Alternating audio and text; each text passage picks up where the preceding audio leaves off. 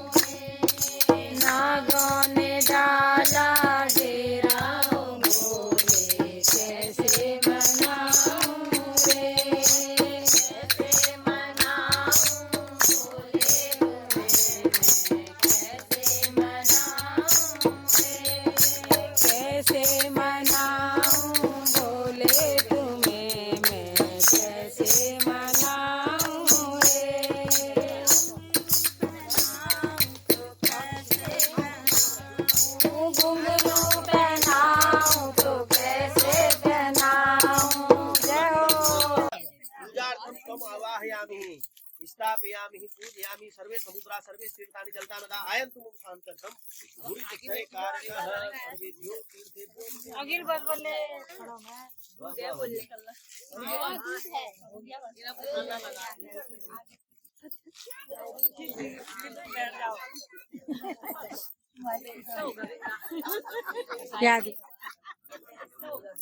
गाएगा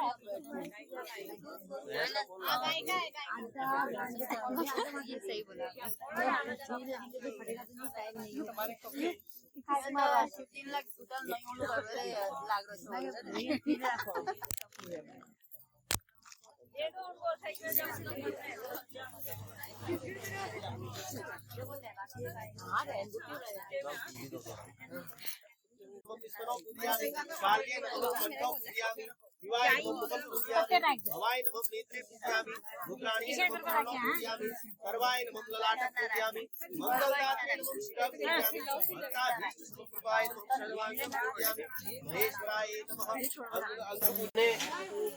बाएं हाथ में जल लेकर के दाहिने तरह पवित्र वा सर्वावस्थां गतोपि वा यह स्मरेत पुंडरीकाक्षे सह वायभ्यंतरः शुचिः। यह मंत्र पढ़कर अपने शरीर पर जल छिड़के पुनः दाहिने हाथ में जल लेकर हरतालिका व्रत का मानसिक संकल्प अपने मन में संकल्प करना चाहिए कि भगवान मैं ये व्रत करने जा रही हूँ। उमा महेश्वर के पूजन का संकल्प करके फिर जल भूमि पर छोड़ देना चाहिए। तदंतर गणेश जी का विधि विधान पूर्वक पूजन करके हाथ में बिल्व पत्र लें।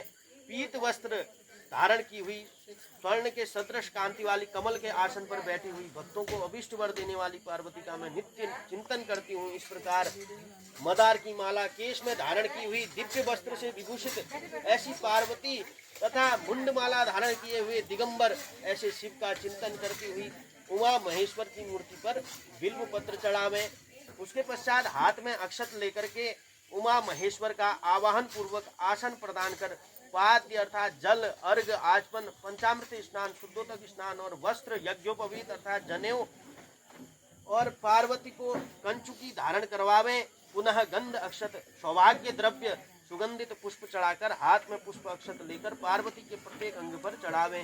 उसके बाद धूप दीप नैवेद्य फल पान सुपारी दक्षिणा चढ़ाकर कपूर की आरती तथा हाथ में फूल लेकर पुष्पांजलि उमा महेश्वर के चरणों में समर्पित करें। उसके पश्चात उमा महेश्वर की मूर्ति की हाथ से प्रदक्षिणा कर नमस्कार पूर्वक हे देवी आप मुझे पुत्र धन सौभाग्य तथा मेरे सभी मनोरथों को आप पूर्ण करें। इस प्रकार माता पार्वती से प्रार्थना करनी चाहिए और भगवान महेश्वर से भी प्रार्थना करनी चाहिए।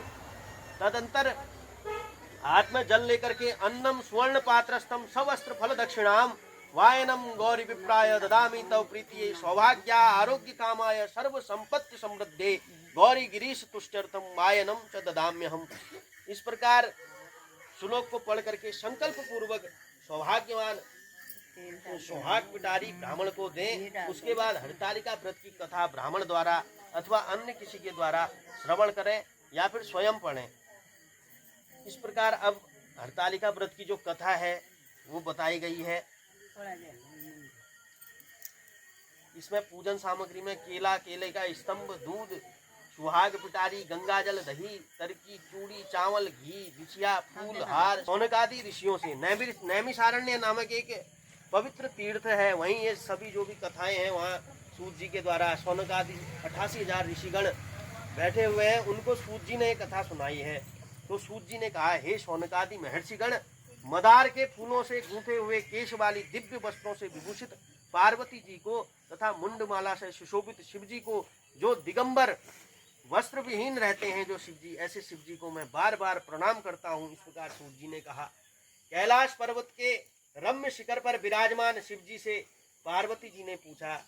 सूत जी बता रहे हैं ऋषियों को कि एक बार शिव जी से पार्वती जी ने पूछा कि हे महेश्वर, आप आज मुझे कोई गुप्त से गुप्तचर रहस्य की बात बताने की कृपा करें।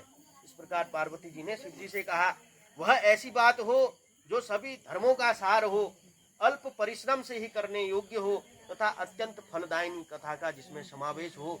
यदि आप मुझ पर प्रसन्न हैं तो उसे बताने की कृपा करें। हे प्रभु, मैंने पूर्व जन्म में ऐसा कौन सा तप किया, कौन सा दान किया, कौन सा ऐसा व्रत किया जिसके फलस्वरूप आप जैसे त्रिलोक्य के अधीश्वर अनादि और अनंत रूप वाले पति मुझे प्राप्त हुए। तब भगवान शिव जी ने कहा पार्वती मैया से कि हे देवी, अब मैं तुमसे सर्वोत्तम व्रत का विधान कहता हूँ, क्योंकि तुम मेरी प्रेयसी हो, अतः मैं तुमसे इस गुप्त व्रत को बतलाता हूँ।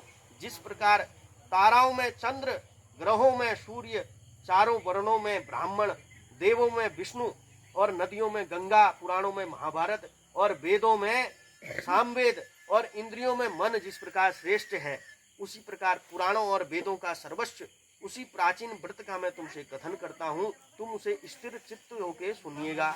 इस प्रकार भगवान शिव जी ने पार्वती जी से कहा, पूर्व काल में जिस व्रत को तुमने किया था उसी के प्रभाव से तुमने मेरी पत्नी का स्थान प्राप्त किया।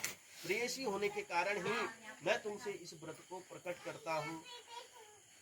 तो भगवान शंकर बता रहे हैं माता पार्वती को कि भाद्रपद के शुक्ल पक्ष में हस्त नक्षत्र से युक्त तृतीया तिथि के दिन इस व्रत का अनुष्ठान करने से त्रिविध ताप, दैहिक, दैविक और भौतिक, जो ये 3 प्रकार के पाप हैं, उनसे स्त्रियां मुक्त हो जाती हैं। हे देवी, पूर्व काल में इस महाव्रत को तुमने हिमालय पर्वत पर किया था और उन सभी पूर्व वृत्तांतों का मैं तुमसे वर्णन करूंगा। पार्वती ने कहा, हे नाथ, मैंने इस उत्तम व्रत को किस प्रकार किया था, उन सभी वृत्तांत को मैं आपके मुख कमल से श्रवण करना चाहती हूँ। तब शिव जी बोले, पर्वतों में श्रेष्ठ हिमालय नामक एक पर्वत है जो अनेक प्रकार की भूमि तथा विविध वृक्षों से परिव्याप्त है।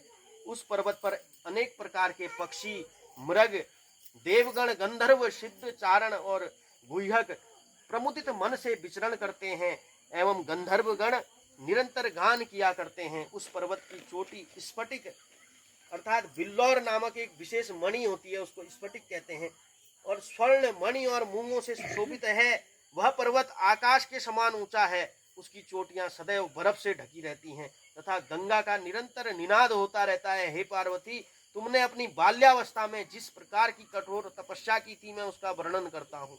हे देवी, तुमने 12 वर्षों तक औंधी अर्थात नीचे की ओर मुख करके और ऊपर की ओर पैर करके इस प्रकार केवल धूम्रपान अर्थात हवा का पान करके तुमने तपस्या की।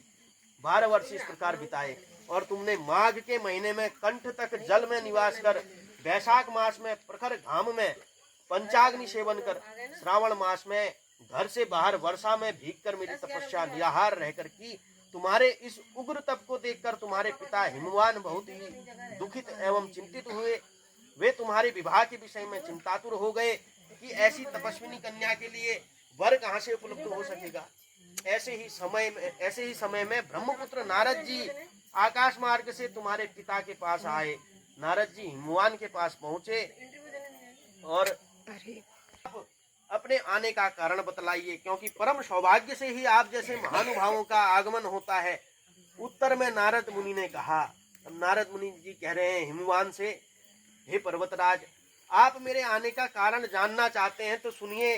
मुझे भगवान विष्णु, ये देखो शिव गौरा पार्वती की पूजा, कितनी रौनक आई है। देखो पूजा में बेलपत्री, फूल, कई प्रकार के हमारे बढ़िया लगे हैं भोले बाबा। हाँ, ये पार्वती माता, भोले बाबा जी, और हरियाली, ये भादों के महीने में हरियाली, सब फूल पत्ते, धान, सारे चीजों से पूजा कर रहे हैं भक्तों ने।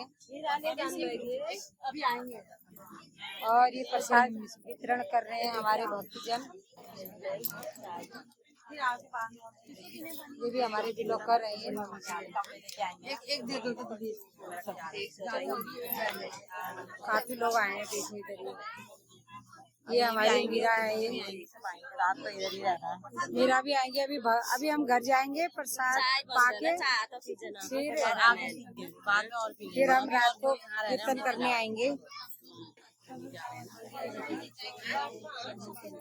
सब बेचारे प्यासे भूखे अब प्रसाद पा रहे हैं। ये मंडप बनाया, कितना सुंदर बना रखे पंडित जी ने मंडप। ये मीना प्रसाद बांट रही है।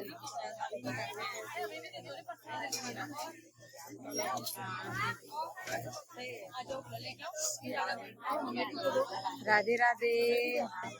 तो हम रात को कीर्तन करेंगे, उसके बाद सुबह पूजा पाठ होगी, फिर सुबह अपने अपने घर जाके